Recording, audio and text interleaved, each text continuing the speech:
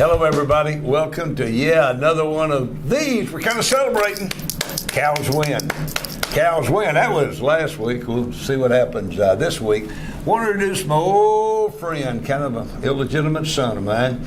That would be the Big Mac of love, Mac Ingle, and I'm Mr. Randy. How you doing, son? Good. Thanks, Dad. Haven't seen you in a while. Where are those checks? Probably lost in the mail. We didn't need to talk about that. It's a good week, Randy. Ranger season is just about over. Things are going well out in Arlington. But we got a football team that's 2-1, headed towards 15-1. Ooh. Randy, the NFC East is so bad, it's hard not to be optimistic about your Dallas Cowboys football team. Let me say this. My optimistic outlook overflows. Runneth over. Because that NFC is stink-o. NFC East is stink-o. Here, you know what, though? Should we get excited? I mean, I'm getting a lot of emails from our readers. Thank you for reading the Star-Telegram. Thank you a lot. We didn't know you were there. And they're saying, you're getting too gushy about the Cowboys. They only beat the Rams. Let me tell you something. They beat anybody. Be happy.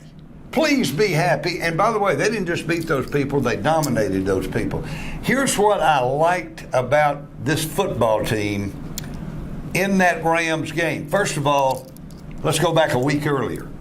This football team actually took that gut-stomping loss to the Chiefs in Kansas City. You know what, Mac? They took it personal.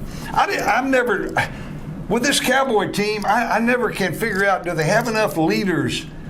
Do they have enough guys with that? Do they have enough guys to take this stuff personally? But you know what? All the week before the Rams came to town was all about players screaming at each other. Players mad because of what happened in that Kansas City game. I think if you get that attitude going and you combine it with a little talent and you have some surprises, maybe my 8-8 prediction, maybe it'll be 7-9. Maybe. But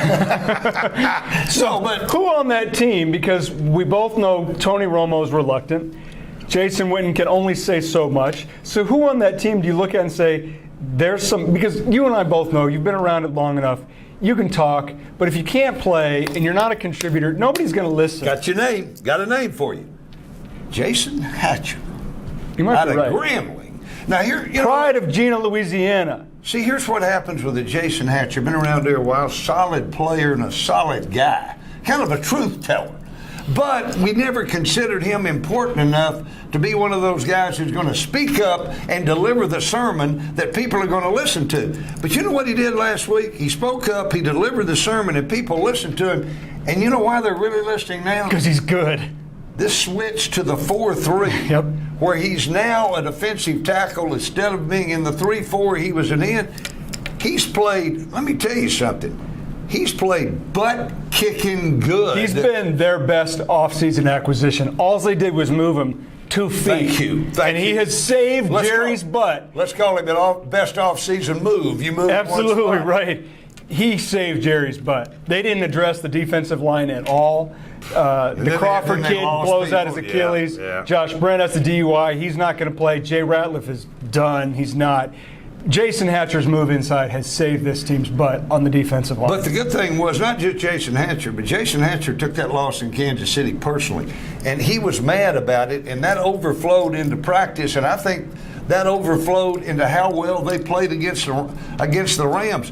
People got mad out there. I never seen enough Cowboy players get mad. At least the right kind of people. The leaders, Jason Hatcher. So you're buying Cowboys leadership. When was the last time you were around the good 90s? We're not doing the 90s thing, but when was the last time the Cowboys really had bona fide leadership that I can think of one guy?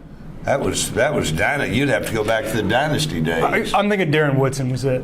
A guy who had a big mouth. They would look at him, and he played. Well, he was part of the Dynasty days, then tried to keep it together through the years. But you're right. See, the guys that used to get mad were the Bill Parcells. Yeah, he was the one who did it. That was about it. I'm telling you, Boy, am I sounding too optimistic. Yeah, you are, because now the biggest problem is, 14 at least and 2. locally, no, 15 and 1. Thank you. Now the biggest problem for you, Randy, got a little bit of the Randy Galloway Texas two-step backpedaling going here. 8-8, 7-9, sounded more like 15-1. I'm gonna back off that, but watch this Cal team. I got a little. See, I like it. I like people getting mad out there, and they should have been mad about that Kansas City game, and they got mad, and it paid off. We'll check it this Sunday. Thanks, Dad. San Diego. Son, always good to talk to you. We're back next week.